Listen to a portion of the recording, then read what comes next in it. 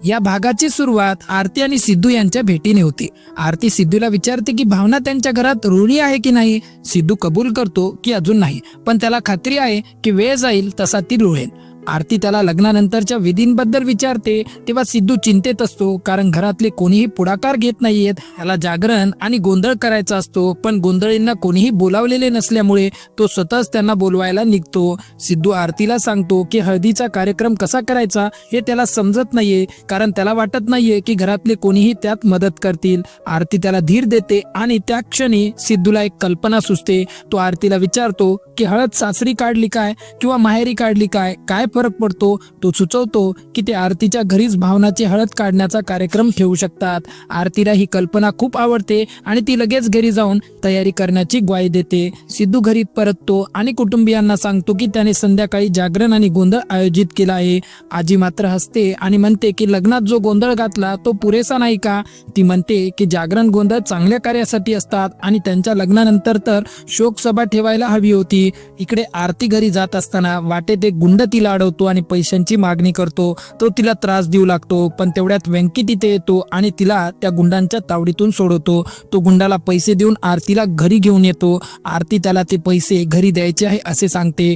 गाडे पाटील कुटुंबात भावना भरजरी साडीत आणि दागिने घालून खाली येते। सिद्धू आणि घरातील सर्वजण तिला पाहून आश्चर्यचकित होतात। सिद्धू तिला विचारतो की तिने स्वतःची अशी अवस्था का करून घेतली। आजी हसते आणि म्हणते की खानदानी राहण्याची सवय असावी लागते आणि भावनाला दागिने शोभत नाहीत। ती म्हणते की भावनाने कदाचित पहिल्यांदाच इतके महागडे दागिने घातले असतील। भावनाला वाईट वाटते आणि ती मान खाली घालते। सिद्धू भावनाला धीर देतो आणि म्हणतो की ती या साडीत आणि दागिन्यांमध्ये खूप सुंदर दिसत आहे, पण तो तिला कानातले काढायला सांगतो, कारण ते तिला सूट होत नाही असे त्याला वाटते। भावना लगेच ते कानातले काढून सिद्धूला देते। सिद्धू तिला एक एक करून बाकीचे दागिनेही काढायला सांगतो। रेणुकाला राग येतो, पण सिद्धू तिचे ऐकत नाही। भावना सर्व दागिने काढून सिद्धूला देते आणि तो ते रेणुकाच्या हातात ठेवून तिला जपून ठेवायला सांगतो, कारण त्याची बायको ते दागिने घालणार नाही। रेणुका सिद्धूला विचारते की त्याच्या मनात काय चालले आहे, तेव्हा सिद्धू म्हणतो की तिला कळले असेल हे चांगले आहे आणि त्याला समजावून सांगण्यात वेळ वाया घालवावा लागणार नाही। तो सर्वांना बजावतो की त्याने लग्नापूर्वी भावनाला वचन दिले होते की तिच्यात कोणताही बदल होणार नाही आणि त्यांनी तिच्यापासून दूर राहावे। सिद्धू भावनांच्या जवळ जातो आणि तिला विचारतो की तिने घरातील स्त्रियांचे ऐकून असे का केले। तो म्हणतो की तिचा साधेपणा हेच तिचे खरे सौंदर्य आहे आणि घरातील बायका मूर्ख आहेत। तो भावनाला सांगतो की तिला जे पटत नाही ते करण्याची गरज नाही आणि त्याला घाबरण्याचीही गरज नाही, कारण तो तिच्या पाठीशी खंबीरपणे उभा आहे। आजीला खूप राग येतो आणि ती सिद्धूवर ओरडते की तो घराण्याचा आणि घरातील बायकांचा अपमान करत आहे। सिद्धू म्हणतो की तो कोणाचाही अपमान करत नाहीये, फक्त त्यांना इतकेच सांगतो आहे की त्यांना जे करायचं आहे ते त्यांनी करावे, पण भावनाला त्यात ओढू नये। रेणुका म्हणते की साडी आणि दागिने ही त्यांच्या घराण्याची शान आहे आणि भावनाला जर या घरची सून म्हणून राहायची असेल तर तिला ते रोज घालावेच लागतील। सिद्धू म्हणतो की त्याला हे पटत नाही। तो रेणुकाला विचारतो की तिला या गोष्टी कधीपासून पटायला लागल्या। तो म्हणतो की भावनाचा साधेपणा, समजूतदारपणा आणि शिक्षण हीच तिची खरी श्रीमंती आहे आणि तिच्यासारखी चांगली मुलगी घरात आल्यामुळे घराची शान आधीच वाढली आहे। तो भावनाला सांगतो की ती जशी आहे तशीच राहावी आणि तिच्यात कोणताही बदल तो खपवून घेणार नाही। इकडे लक्ष्मी आनंदीला भरवण्याचा प्रयत्न करत असते, पण आनंदी फक्त भावनाच्या हाताने जेवायचा हट्ट करते। लक्ष्मी तिला सांगते की भावना फ्रेंडच्या घरी गेली आहे, पण ती आल्यावर तिला नक्कीच भरवेल। आनंदी कोणाचेही ऐकत नाही। वीणा तिला म्हणते की ती जेवली नाही तर घरातले कोणीही जेवणार नाही, पण आनंदी म्हणते की तिला फरक पडत नाही आणि भावना आल्याशिवाय ती जेवणार नाही। गाडी पाटलांच्या घरी सगळे जेवत असताना सिद्धू येतो आणि भावनाला विचारतो। भावना हातात पाण्याची बॉटल घेऊन येते। जी तिला तिथेच थांबायला सांगते आणि म्हणते की ते तिला त्यांच्या पंक्तीमध्ये सामील करून घेणार नाहीत, कारण तिची लायकी नाही। ती म्हणते की तिला या घरात जेवायला मिळणार नाही आणि तिला स्वयंपाकघरातही पाऊल ठेवू देणार नाही। भावना म्हणते की ती फक्त पाणी घेण्यासाठी आली होती आणि जर तिच्या पाणी घेण्याचाही त्यांना त्रास होत असेल तर ती वरती जाते। सिद्धूला खूप राग येतो। तो आजीला विचारतो की हा सगळा काय प्रकार आहे। भावना आता त्यांच्या घरातील सदस्य आणि त्याची बायको आहे असे तो तिला आठवण करून देतो। तो विचारतो की त्यांना पाणी द्यायला नाही म्हणताय, जेवण द्यायला नाही म्हणताय, त्यांच्यात माणुसकी शिल्लक राहिली आहे की नाही।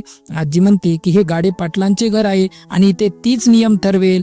ती म्हणते की दारावरच्या भिकाऱ्यालाही ती जेवण देईल, पण भावनाला पाण्याचा थेंबही देणार नाही. भावना सिद्धूला जेवणाच्या टेबलावर वाद घालू नका असे सांगते आणि म्हणते की तिला भूक नाहीये. ती रूममध्ये जाते. सिद्धू लगेच स्वतःचे आणि भावनाचे ताट भरू लागतो, पण आजी त्याच्या हातातून ताट हिसकावून घेते. सिद्धू चिडतो आणि विचारतो की तो आता त्याच्या बायकोसाठी वरती ताटही घेऊन जाऊ शकत नाही का?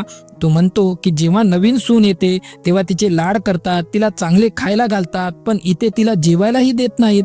आजी म्हणते की तिला ज्ञान देऊ नकोस आणि तिच्या घरातील अन्नाला भावनाच्या हाताचा स्पर्श झालेला तिला चालणार नाही. ची काळी सावली स्वयंपाकघरावर पडता कामा नये. सिद्धू रेणुकाला विचारतो की तिचेही हेच मत आहे का? तेव्हा रेणुका म्हणते की तिने जेव्हा तिचे मत सांगितले तेव्हा त्याने ऐकले नाही. सिद्धू म्हणतो ठीक आहे, हा जर तुमचा नियम असेल तर ठीक आहे, मी सुद्धा आजपासून तुमच्या अन्नाला स्पर्श करणार नाही. आता माझ्या बायकोसाठी मी स्वयंपाक तयार करेन आणि तिला जेवायला घालेल, मला जमेल तसे. असे म्हणत सिद्धू स्वयंपाकघरात येतो आणि म्हणतो की या लोकांना काय वाटते, त्यांनी जर त्याच्या बायकोला जेवण दिले नाही तर तो शांत बसेल का? तो म्हणतो की तो स्वतःच्या हाताने तिच्यासाठी जेवण तयार करेल. अशा प्रकारे सिद्धू भावनासाठी साजूक तुपातला शिरा तयार करतो. इकडे रूममध्ये भावना बसलेली असते. तिला प्रचंड तहान लागलेली असते आणि तिच्या बॉटलमधलं पाणी देखील संपलेलं असतं. तेवढ्यात सिद्धू पाण्याचा ग्लास घेऊन येतो आणि भावना गटागटा पाणी पिते. पाणी पिऊन झाल्यावर सिद्धू म्हणतो की तिने टेन्शन घेऊ नये, कारण त्याच्याकडे प्रत्येक समस्येवर काहीतरी उपाय असतो. तो तिला शिरा खायला देतो. भावना म्हणते की तिला भूक नाहीये, पण सिद्धू तिला विनवतो की त्याने तो स्वतःच्या हाताने बनवला आहे. भावना मात्र चिडते आणि म्हणते की तिला खायचे नाही, तिला भूक नाही आणि जबरदस्ती करू नका. सिद्धू तिला काहीतरी खाण्यास सांगतो. भावना म्हणते की इथे तिची आनंदी नाहीये आणि आनंदी नसताना तिला घास कसा उतरेल. आनंदीच्या काळजीपोटी तिचा जीव कासावीस होत आहे. इकडे आनंदी जेवत नसते, त्यामुळे आजी एक युक्ती करते. ती आनंदीला म्हणते की ती जेवली नाही तर तिच्या पोटातले कावळे तोंडातून बाहेर येतील. आनंदी खूप घाबरते आणि म्हणते की ती जेवते, पण त्या कावळ्यांना सांगावे की तिच्या तोंडातून बाहेर येऊ नये. अशा प्रकारे आजी आनंदीला भरवू लागते. इकडे सिद्धूही एक युक्ती करतो. तो भावनाला आनंदीला व्हिडिओ कॉल करायला सांगतो. भावना पाहते तर आनंदी जेवत असते. तिला जेवताना पाहून भावनाला खूप आनंद होतो. ती म्हणते की ती जेवणार नव्हती, पण आता आनंदी जेवत आहे त्यामुळे तीही जेवेल. अशा प्रकारे भावना फोन ठेवते आणि सिद्धूने बनवलेला शिरा खाऊ लागते. पुढील प्रोमोमध्ये असे दाखवले आहे की भावना एकटीच रूममध्ये बसलेली असते. तिला खूप कंटाळा आलेला असतो आणि काय करावे हे तिला समजत नाही. तिला आनंदीलाही फोन लावता येत नसतो, कारण आनंदी रडेल म्हणून ती तिला फोन लावत नाही. मग कोणाला फोन लावा याचा ती विचार करू लागते आणि तेवढ्यात तिच्या डोक्यात एका व्यक्तीचे नाव येते, गाडे पाटील. ती विचार करते, हा मी गाडे पाटलांना फोन करते असे म्हणत ती गाडे पाटलांना फोन करते. तेवढ्यात सिद्धू रूम मध्ये येतो. भावना त्याला तिथेच थांबायला सांगते, कारण ती एका महत्वाच्या व्यक्तीशी बोलत असते, पण सिद्धू ऐकत नाही आणि रूम मध्ये येतो. भावना त्याला स्टॅच्यू म्हणते आणि पुन्हा गाडे पाटलांना फोन करते. सिद्धूला खिशातला मोबाईल वाजू लागतो. भावना त्याच्या मोबाईलकडे बघते. भावना पुन्हा एकदा गाडे पाटलांना फोन करते आणि सिद्धूच्या खिशातला मोबाईल वाजू लागतो. आता भावनाला कळते की सिद्धू म्हणजेच गाडे पाटील आहे. तिचा पुढील निर्णय काय असेल हे पाहणे रोमांचक ठरेल.